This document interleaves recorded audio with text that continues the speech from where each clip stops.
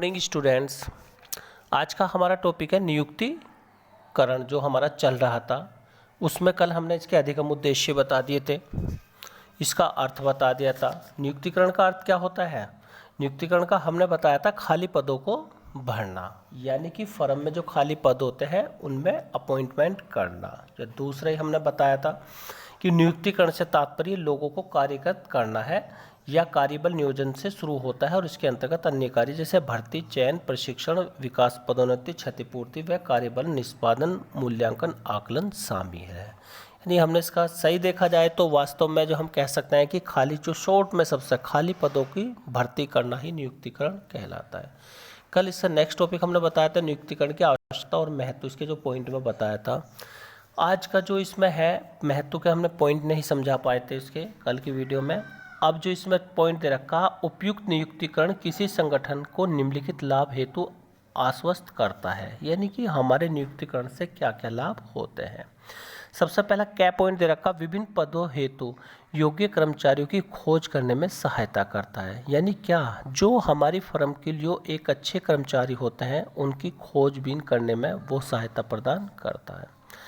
दूसरा है इसका ख, उपयुक्त व्यक्तियों के उपयुक्त पदों पर नियुक्त होने से कार्य का निष्पादन श्रेष्ठतम होता है। देखो क्या है कि उपयुक्त पदों पर उपयुक्त व्यक्तियों का नियुक्ति करने से कार्य का निष्पादन श्रेष्ठतम होता है।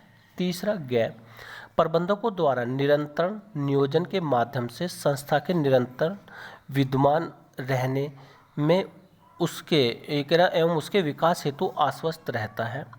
नेक्स्ट पॉइंट है, मानव संसाधन के सर्वश्रेष्ठ उपयोग हेतु आश्वस्त करता है। मानव संसाधन ह्यूमन रिसोर्स के जो उपयोग है उसको, यानी उसका उपयोग जो हेतु आश्वस्त करता है तथा आवश्यकता से अधिक कर्मचारियों को रखने से बच जाता है। देखो, एक फर्म में एक आवश्यकता से ज़्यादा कर्मचारियों का होना भी उस फर्म के लिए नुकसानदायक होता है, क्योंकि उसके खर्चे बढ़ते हैं फिर उस फर्म के।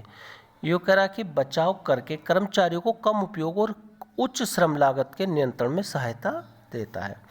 इससे नेक्स्ट दे रखा बेटा, उद्देश्यपूर्ण मूल्यांकन एवं कर्मचारियों के योगदान में न्याय संगत प्रतिफल द्वारा कार्य संतोष में सुधार लाता है। देखो, उद्देश्यपूर्ण मूल्यांकन यानी कि जो हमारी फर्म का उद्देश्य होता है उसके मूल्यांकन एवं कर्मचारी के योगदान में न्याय संगत, यानी कि एक अच्छा जो आवश्यकता है प्रतिफल द्वारा कार्य संतोष में सुधार लाता है तथा कर्मचारियों के मनोबल में बढ़ोतरी करता है। अब आगे इसमें दे रखा, नियुक्तिकरण प्रक्रिया को सभी संगठनों द्वारा कुशलतापूर्वक निष्पादन किया जाना चाहिए। उपयुक्त कर्मचारियों के उपलब्ध न होने पर समय, सामग्री, ऊर्जा, उद्यम की हानि होती है। उद्यम अपने उत्पादों पर लाभ पर विक्रय करने में समर्थ हो पाते हैं। इसलिए यह आवश्यक है कि उपयुक्त व्यक्ति उपयुक्त संख्या में ठीक समय पर उपलब्ध हो तथा उन्हें पर्याप्त प्रशिक्षण दिया जाए जिससे न्यूनतम हानि हो। इन्हें उपयुक्त प्रलोभन के माध्यम से अधिक उत्पादन तथा गुणवत्ता हेतु प्रेरित करना चाहिए। इससे अगला पॉइंट आ रहा है नियुक्तिकरण। नियुक्ति अपॉइंटमेंट मानव संसाधन यानी ह्यूमन रिसोर्सेज, यानी मानव को कैसे एक व्यक्ति को यानी एक फर्म में हमें व्यक्ति से किस प्रकार काम लेना चाहिए, प्रबंध के अंग के रूप में है। यानी मानव संसाधन क्या है, प्रबंध यानी मैनेजमेंट के एक अंग माना जाता है ह्यूमन रिसोर्सेज। देखो पढ़ते हैं, नियुक्तिकरण सभी प्रबंधकों के लिए एक अनिवार्य प्रक्रिया है। यह एक विशिष्ट तथा भिन्न प्रक्रिया है जिसमें मानवीय संबंधों के अनेक पक्ष हैं तथा जिन्हें ध्यान रखना आवश्यक है। किसी भी संगठन के अंतर्गत सभी पदों पर योग्य कर्मचारियों को नियुक्त करना एक प्रबंधक का ही कार्य है। यानी क्या कहा है इसने कि किसी भी संगठन के अंतर्गत सभी पदों पर योग्य कर्मचारी को नियुक्त करना एक प्रबंधक का ही कार्य है। नियुक्तिकरण का संबंध संगठन से ही बहुत निकटता से है, क्योंकि जब संगठनात्मक ढांचे तथा पदों का निर्धारण हो जाता है तब इन पदों पर कार्य करने हेतु कर्मचारियों की जरूरत होती है। इसके पश्चात संगठन के लक्ष्यों को पूर्ण करने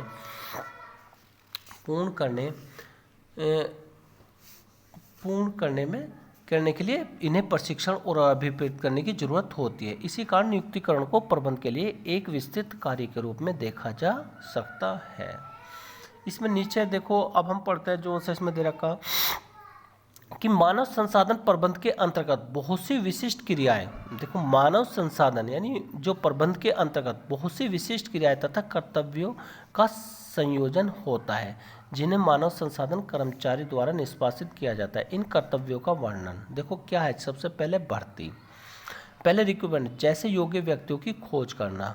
ये कह रहा भर्ती में कैसे, जैसे योग्य व्यक्तियों की खोज करना। कार्य का विश्लेषण, विविध कार्यों के विषय में सूचना इकट्ठी करना तथा कार्यों को विवरण तैयार करना। कुशल निष्पादन और जीवन वृद्धि के लिए कर्मचारियों को प्रशिक्षण एवं विकास में सहायता करना। क्षतिपूर्ति एवं प्रोत्साहन योजना का विकास करना। शिकायतों का समाधान करना। श्रम प्रबंध तथा संघ प्रबंध संबंधों का अनुरक्षण तथा रखरखाव। कानूनी मामले व कानूनी पेचों में कंपनी की सुरक्षा तथा बचाव करना। सामाजिक सुरक्षा एवं कर्मचारियों के कल्याण के लिए योजना बनाना। उपयुक्त सभी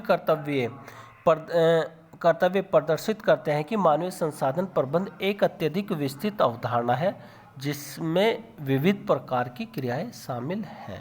बस बेटा आज का टॉपिक हम यहीं पढ़ते हैं, थोड़ा थोड़ा सा हम करेंगे लर्न और हम वीडियो कल भेजेंगे आपको, क्योंकि अभी हमारा जो चल रहा है वो चैप्टर 6 चल रहा है, यानी हमारा जो है हाफ ईयरली तक का कोर्स कंप्लीट और वो 2-3 दिन में हो जाएगा।